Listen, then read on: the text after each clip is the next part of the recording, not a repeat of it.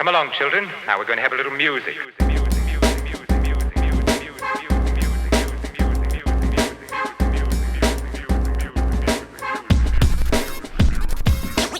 Yo, what is up, guys? Welcome back to First Cut. This is our breakdown of American Fiction, the new movie that is out in theaters right now, starring Jeffrey Wright. I'm here with RB3 and special guest Jon Marin in the house. What's up, man?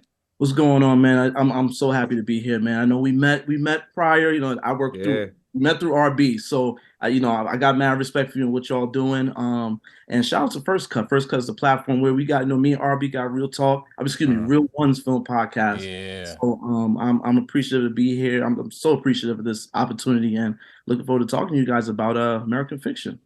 Yeah, I'm excited too, man. Obviously, this movie has been already in the conversation a little bit from a couple reviewers that I've seen online. So I'm definitely excited to jump into it with you guys because it has a lot to say. And I kind of want to sort through it with you guys, but I just want to start off up top with the basic stuff, which is your overall thoughts on the film. RB3, what did you think? I really enjoyed this film, man. I think this was a really, really great film. It was like a 9 out of 10 hitting it out the ballpark. What I will say though, and I don't want to start off top with hate. They call me, I don't want to be a hater, but I just will say that the ending just left me wanting a little much. I know there's that famous saying. I think it was Roger Ebert or it was Leonard Maltin. It was one of those people saying, film you by the end of the film you should be wanting more by the end of it, and that is the makings of a great film, but. Man, I just wanted more than what this ending had to offer because, we could talk spoilers about it, but, it was a very like kind of wink to camera, like fourth wall breaking kind of ending. And it just, kind of wrapped it up kind of quick. So it was all right, but that was the one thing. It was great up until the point that it just needed another 10 minutes, in my opinion. What'd you think, Jon? Well, I know you say you didn't want to start off with hate. This ain't hate. I enjoyed, the performances. I think it has an amazing cast. I mean, you got Jeffrey Wright, Sterling K. Brown, Leslie Uggams, the great Leslie Uggams, who I feel like don't even get enough as is. You know what I'm saying? Oh yeah. Tracy Ellis Ross and Issa Rae, great cast. But I didn't love it as much as everybody else did. There was just elements of it that I can't. I like to go into movies open-ended. I'm sorry, open-ended, open-minded. And I went in. I feel like the movie sold me on one thing, and I went in looking for that one thing, and I got something else that I enjoyed a lot more. You know what I'm saying? And I feel like the something else that I got was secondary. It was kind of a shoe-in filler story, but I feel like that was the better film. Honestly, if I could be honest. I do like some of the commentary. It made me laugh, but to follow up with RB, that ended, man. Yeah, the ending just didn't do it for me, man. It just really it was a head scratcher. It was like I wanted to think about what they were doing. And I found myself doing too much work. I'm like, I'm doing too much thinking. I didn't enjoy the ending. So it was cool. It was cool. It was good. But it's kind of middle of the road for me. I'm thinking maybe do I have to see it one more time to fall in love with it, But then when I start feeling like I gotta try to force myself to like something, it's like, nah, I'm not gonna do this anymore. So it was good. It was good. I appreciate the effort. What's the name of the filmmaker? Cord Jefferson. Cord Jefferson feature film debut. Yeah, I mean for a feature film, this was dope. You know what I'm saying? It was dope on that end, but like I said, I didn't love it like everybody else did. It was cool. Yeah, that's totally fair. I feel like the film definitely tries to balance a lot of themes and a lot of messages, which at times I was like, I'm with you, and then at times I was like, ooh, I don't know about that one. There's a lot about discussion, obviously, on race, but also class, and specifically the Black experience in the Black community inside this new like Western media type of evolution of what a Black experience is, right? And what reading that experience or watching that experience actually is. Obviously, you're laughing at RB3, but there's a lot of scenes in this movie that are just flat out funny as far as just like the most over the top white characters in the movie and the most over the top analysis as far as what it is to watch Black TV on TV. That scene when they're like special Black History Week or something, and it's Oh all my God. just like Yeah, that That had was me people funny. getting shot laughing out in That loud. slave was funny. movies. Yeah. That was I hilarious. lost my mind in that scene. Yeah. Obviously, it has a lot to say. I want to hear your thoughts on the themes because I do feel like one thing that's lost in the movie, but I don't feel like it's completely lost, is the class theme, which to me is huge because I'm a big, obviously, RB3, proponent as far as class analysis and analyzing things through that lens. And I feel like this movie, it doesn't say anything about class specifically, but it shows you, right? It shows you that seaside beach house, which is like, if you know Beautiful. anything about real estate, that's a lot of money. And The it neighbor shows you. being an a-hole, like Are those human remains? You guys have a permit for that? Shut the fuck up, Philip. Cliff, you don't talk to me like that. You want me to beat your ass? I'm just... Fuck out of here, Philip! I will eat your sweater vest for dinner. Always been a fucking douche. Yeah, and it shows you like, he has a lot of privilege. Like he grew up in a very rich household, but also has this kind of experience as far as like, I don't want to be the hood, rider or anything like that. But what do you feel about the way it balances themes as far as class, race, the white liberal kind of analysis, RB3, as far as what this film is trying to say with all that? I mean, yeah, they were getting there, and they were getting so close in terms of really dissecting into that. And I think that's the part that was really missing for me, is because Issa Rae and Jeffrey Wright's character have that conversation towards the end where they kind of get into it a little bit. But I wanted more of an emotional catharsis to that, to that kind of side of it. And they didn't really give me that. But I will say, though, I think the reason why it was well handled is because he's clowning on this book that we see brought to real life by Keith David, and I forgot who the other actor was in that scene. I'm sorry to cut you off, RB, but that scene I wanted more of. And Right. and because I went in thinking I was going to get one movie, I thought it was going to follow the journey of this book, and I thought I was going to get more scenes like that. So sorry. Yeah, and that scene was actually great, and it was actually funny because I actually did see this movie twice, John, like in an attempt to like kind of get myself to like it more. That's kind of why I chuckled when you said that. And then, but then when I found myself watching it the second time, it's like obviously trashly written, not that much diction, like, very ghettoified. But the heart of that story in that scene was actually kind of powerful, and you can kind of see why it's an emotional appeal. It's like, it's way off comparison, but it's like in La La Land when John Legend comes in with that stupid, like, oh, we got to save jazz by making it hip hop or whatever. And then like, but he starts playing a song and the song's actually good. And it's like, wait, like the thing they're making fun of is actually kind of good, but you're making it seem like it's not good. And that's kind of like his whole dilemma. Like, he's a naturally good writer, just naturally, like because he writes all these great books and all this stuff. He's such a naturally good writer that even when he's doing trash, it's still like above average. I think people are trying to tell him that, and he's like, nah, I don't want to subscribe to that. So he never got held to the fire for that perspective. I felt like it was just Issa Rae kind of telling him about that. And I thought when he was going to go up there and make that speech, or I just thought there was an emotional beat that needed to happen that resolved that side of it. But yeah, you're right. That was kind of like left missing for me, at least.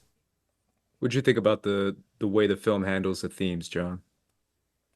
I mean, it was coasting along for me. There was moments that it got a little heavy-handed. I think there was this one discussion that they were having.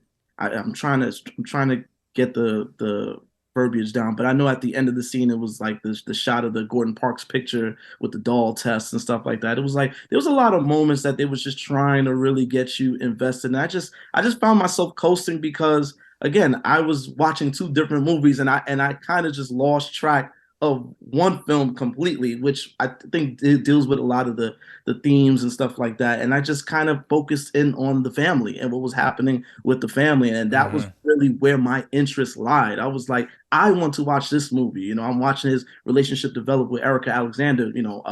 We all know her as Maxine Shaw from Living Single, it was great to see on screen again. And I just, it was, I would say it's pretty ballpark for me. It's just like a lot of the stuff I was used to seeing and hearing. It was like, it was nothing new for me, nothing that really got me to get that invested in it, aside from the moments of, laughter with the Black History Month thing, the programming when they're showing all the Black trauma stuff, like things like that was happening. And it was just kind of like, okay, like this is funny, this is cool. But I didn't really come out of it feeling like I was learning something new, or or it was like a regular Thursday night for me. It was just like whatever at that point. It was just like, like, all right, man, this thing, where are we going with this story until we got to the end? So it was just the themes were, it's pretty standard, white liberals. I already know this. This is, like I said, this is like a normal Thursday, Friday night for me. White liberals, trying to be down, you know what I'm saying? Like, they have good intentions, but they're just very, like, smug in the way that they talk to us, the way that they see us, you know what I'm saying? Their fascination with this book was hilarious. It was just like, okay, you know what I'm saying? Like, Right. the scene with Issa Rae is like, reading from the book. That shit is like white women standing up, like, oh my God, Yeah, this is that was funny. like, it's just like, yo, like it was just hilarious just to see that stuff again, but I'm so used to seeing that coded racism, that weird energy. Seeing that again was just like, okay, that was cool, but there was nothing about it that really struck me as, like, profound or anything like that. Go ahead. Sorry. I was gonna say it's funny. It's funny that you mentioned like things that we've seen, because we've seen examples like of that kind of stuff. In one of our favorite movies, John, one of your favorite movies, Bamboozled.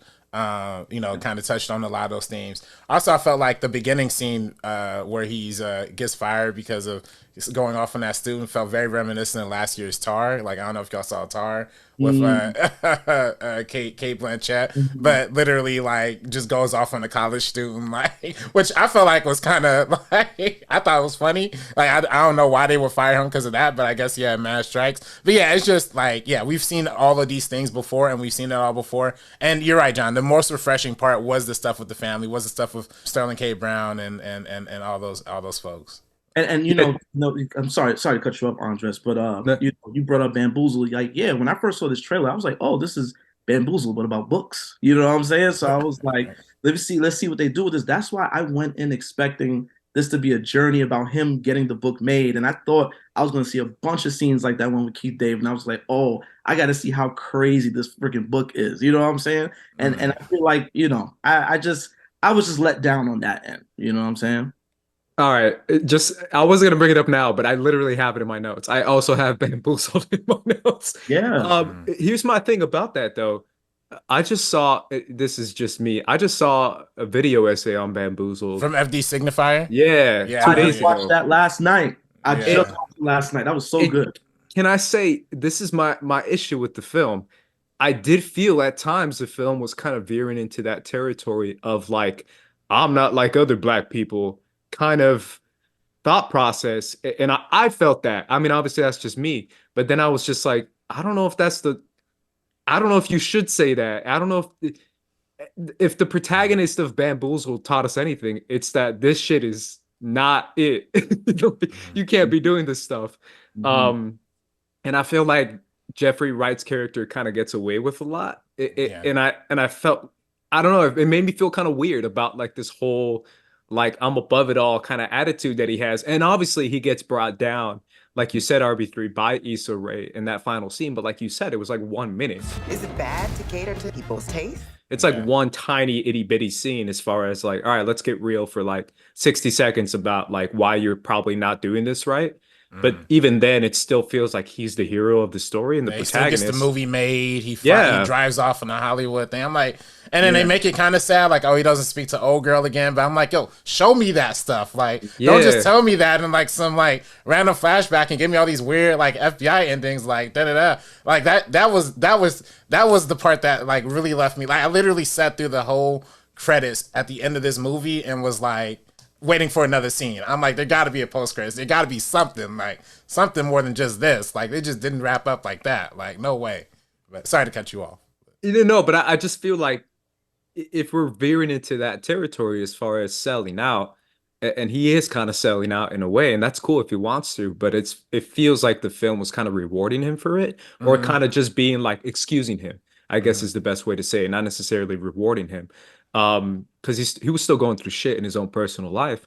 But I feel like, I don't know if the film hit those themes the way it wanted to, where it wanted to critique white liberals, but in the process, it also critiqued, it also kind of elevated this kind of like wealthy, high class, black, elite, brought up like, in higher yeah. education kind of attitude, Mm, kind of Black America, right? Where there is this mm, kind of upper class Black America where they do have this sense of like, hey, I'm above this in some way. yeah. Um, I don't know. Bourgeoisie. I just I don't know if I'm the only one who felt that, and I was kind of questioning that a little bit. Yeah, no, I mean that's real. I mean that's definitely what happens a lot in like Atlanta. You know what I mean? Like people have talked about that relentlessly, particularly in the restaurant culture, right? The Like Keith how, Lee, right, yeah, how Keith Lee and stuff like that. You know what I mean? Like, yeah, it's just there's a lot of like the class divide all across like Black America, and they do kind of, again, it's like they touch on it, but they don't go anywhere with it. They touch on the media satire, but they don't go anywhere with it. They kind of touch on his personal life, and that's where you get the most out of it. And it's like, even still, it just doesn't land anywhere. Even then, like he doesn't really learn the lesson. He doesn't really like elevate. So it's like brilliant performances, 9 out of 10, 10 out of 10, almost like performances, and the script was well structured, kept me on the edge all the way through.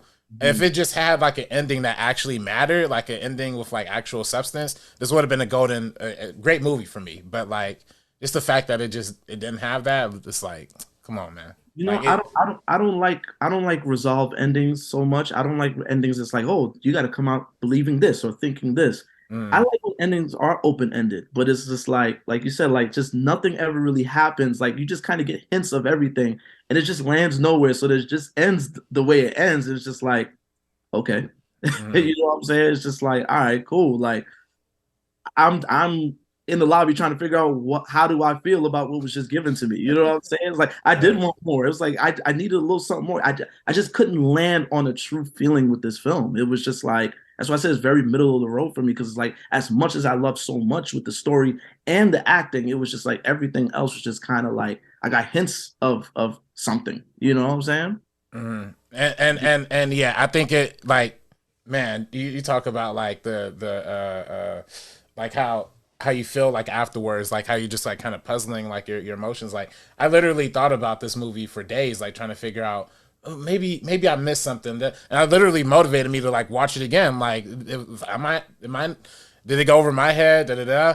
And then watching it the second time, like there are jokes that hit a lot harder. Like, Tracy Ellis Ross in the beginning says the whole thing about like Roe versus Wade joke, and I was like, I didn't get it the first time, but Yeah, I didn't get that when I when I saw it. I definitely didn't get that. I might have to run that back. yeah, just off that joke, right? Yeah. It's an almost there movie, but it's like I don't know, man.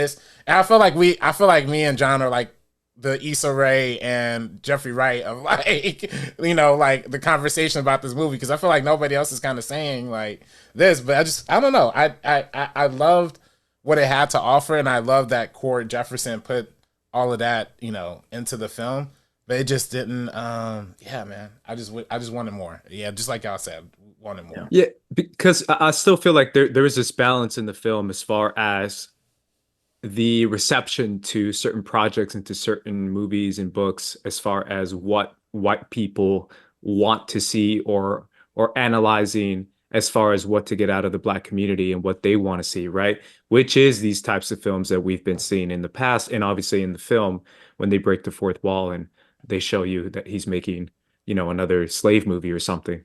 And it's that analysis, but at the same time it's also the reception as far as not every experience is your experience. So just because you have a higher education, you know, well-educated, well-written kind of style in your writing doesn't mean that there can be another Black author that does have a different experience than you do. And maybe he did grow up in a different community, in a different lifestyle, a different class that is also valid and can be just as valid. And I feel like the whole movie, he's just bitter about that kind of style and about that kind of analysis. Obviously, that's the Issa Rae character painted there.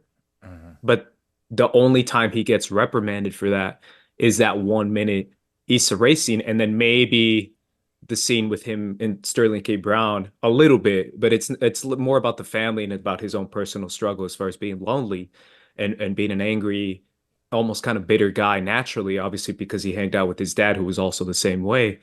So I feel like you get a little bit of that, but again, those are like 1 minute, 2 minute scenes with a film that's saying a very big statement as far as like, you know, we're tired of hearing this, version and this story. But at the same time, I'm like, yeah, but that's also someone's experience. You can't invalidate that. That's just how I felt when it came to those themes, because it's a lot to balance inside the movie. Yeah, it's just like Asteroid City for me, man. Like how it's just like an amazing movie, or kind of, well, Asteroid City was like kind of a good movie, not an amazing movie. But this was an amazing movie all the way up until the end, where you just kind of felt like the writers threw his hands up and was like, all right, I give up. Like, I'm kind of done with it. And I'm like, yo, really? Like, it was going so good. Just give me another draft. Give me like one more, 10 more pages. So, I don't know. You know what I mean? I don't want to be that guy, because you're always supposed to critique the movie that it is, rather than what you want or whatever. But I'm like, this ain't. And then again, it's just like, I saw this movie the first time I saw it in front of like all white audiences. I had to drive all the way out to Glendale to watch it. I'm from Compton. I'm like, ain't no theaters anywhere near here. Watch, if you don't have to go all the way to Glendale to see it. So it's like, I'm already sitting here in the audience, all full of white people. They're all loving it, digging it. It's like an extra level of like, what am I? Like, I'm kind of feeling like I'm literally feeling like Jeffrey Wright leaving this movie. Like, is there something wrong here? Like, I don't know. Like, these liberals are going crazy over it. So and then I don't know. And then I did see it the second time with a black community, and they were laughing at different jokes, which was good. But it was still like, I felt that one was, the whole audience was silent. Like the whole audience was like, what? Like, I feel like all black people felt audience. The black audience. Yeah. Like, I feel like literally the black audience at the end of it was just like, okay, like literally, like, and whereas when I saw it in Glendale, people were clapping, people were like, oh yeah, amazing. I'm like, whoa, well, this is literally like the film itself. Meta. Yeah, super, super meta. But not a critique on the film, not a critique on Corey Jefferson. I know he also wrote some episodes of Watchmen, one of my favorite TV shows ever. So like, cool for them, cool for him, cool for the whole crew. But it was all right. Yeah, I definitely feel like it's a difficult balance inside the film as far as what it's trying to communicate and what it says. Throughout the satirical moments, I still feel like the satirical moments work personally. The over-the-top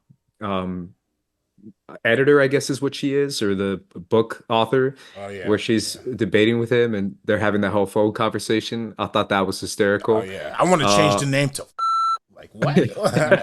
Let me think about that. That guy to me, as soon as you see the sassy white dude with the most high-pitched voice, and he's like, hello, I was just like, bro, I'm out.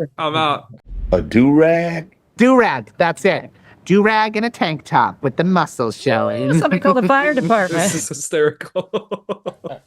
This is LA right here, bro. No, literally. I thought those moments worked. I thought that was great, and I feel like that worked quite a bit. The Sterling K. Brown moments worked for me too, because I do feel like that family analysis is also there a little bit, not as much like you said, John, because I feel like they could have dived into that side a little bit more with the mother and the brother, and it wasn't there as much. But I just feel like the film was balancing quite a few things as far as, yes, this is weird and we should stop doing this, as far as white liberals celebrating very specific moments in Black history and Black communities.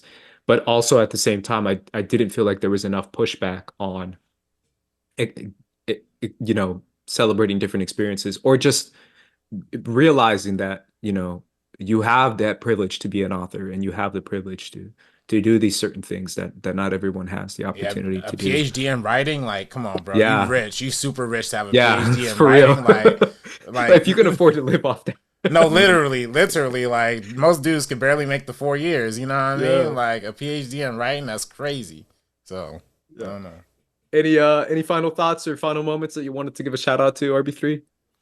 Nah, like I said, the Tracy Ellis Ross stuff was great. I hate that she, I know it was, part of the story, but she left so soon, so brief. Yeah.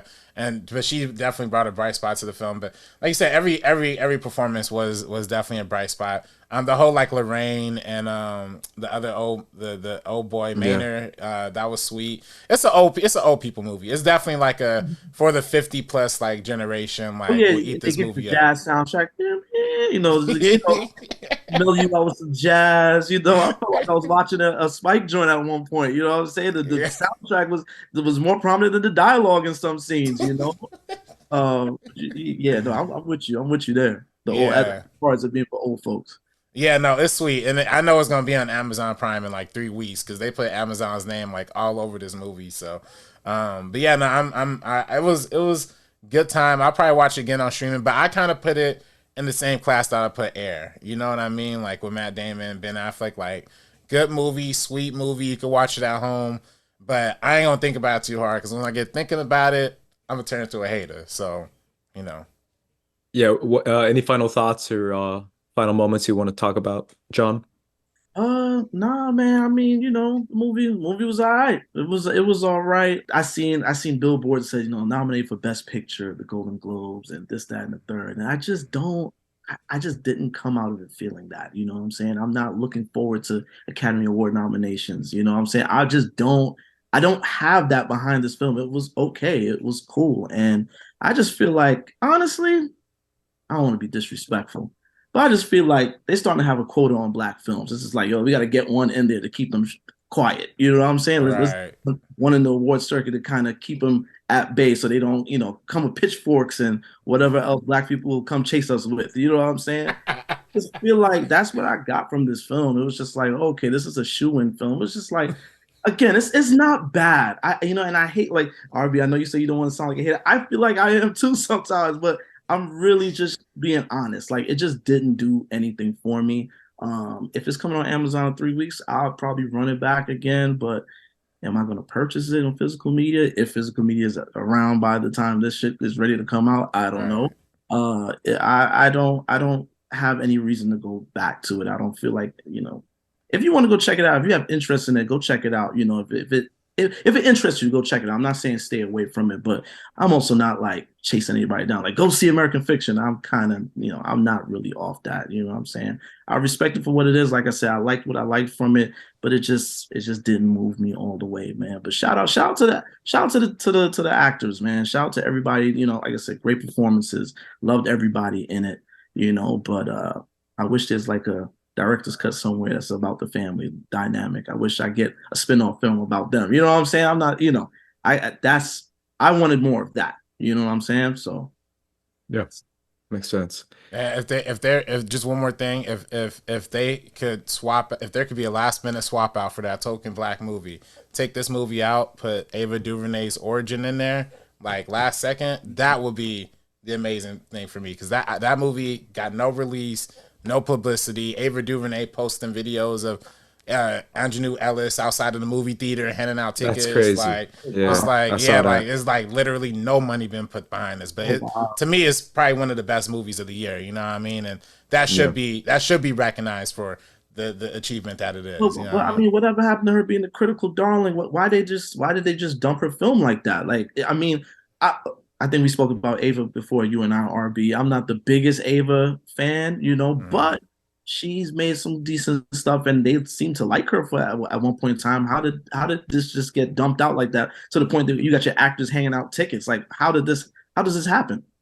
I don't know, that Hollywood inside war, man. They blacklist you over something.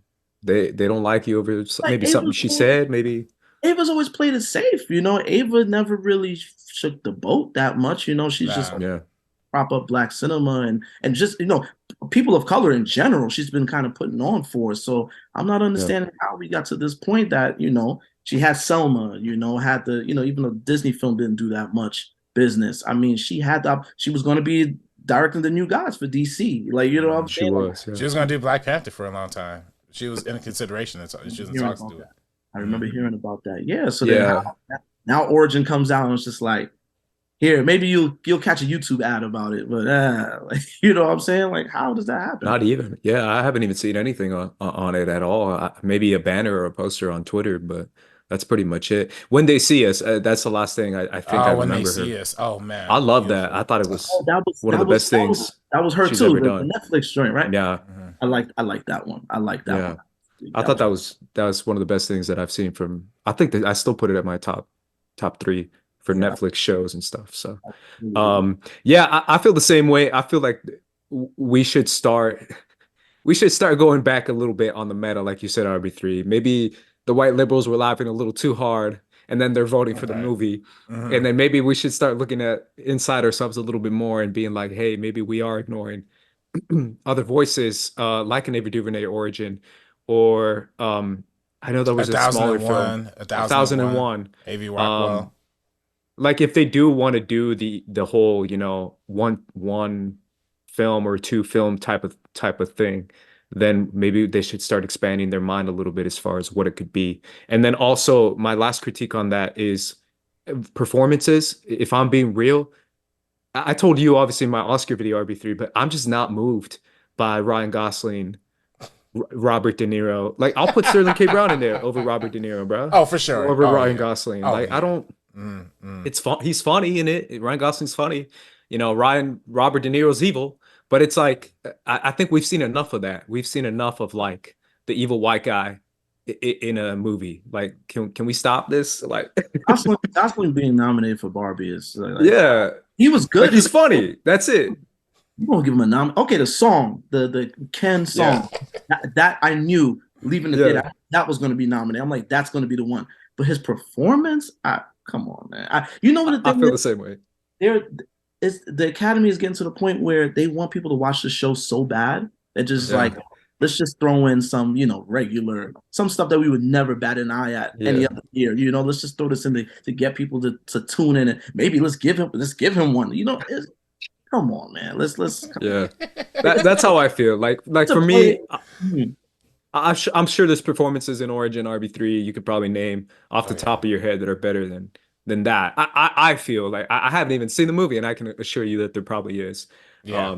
But again, the Oscars kind of like put their foot down as far as what they want. So yeah, if Margot Robbie gets in there before Anjanou Ellis Taylor, like that's mad disrespectful. Or it's like that. That's not even the same level. But yeah, I do think it's all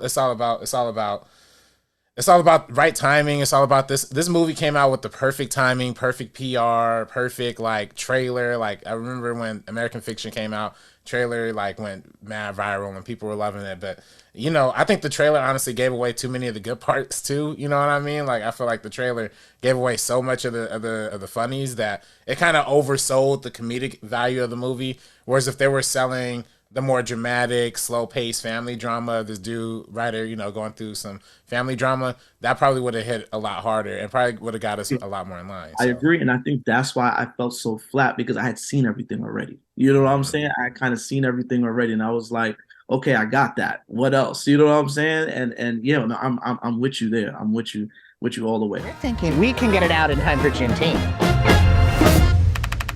Either way, guys, those were our thoughts on American Fiction. Let us know what your thoughts were on the comments down below. Let us know what you thought of the film. You can follow me at Squad Leader Ace, RB3. You can follow me on Twitter and Instagram at Director RB3. And John, where can everyone follow you? You can follow me on Twitter and Instagram, Mr. Marin Knows, MrMarinKnows. And also I run Real Talk Film Society. That's REEL Talk Film Society. I'm on Twitter. I'm trying to get more consistent on Twitter with that. It's Real Talk Film SOC on Twitter. Got you. And obviously, guys, follow us right here at First Cut and First Cut TMO on social media. But either way, guys, for the First Cut crew, we're going to be peacing out. So peace, deuces. It's either me or you. Take you out the equation. It's either me or you.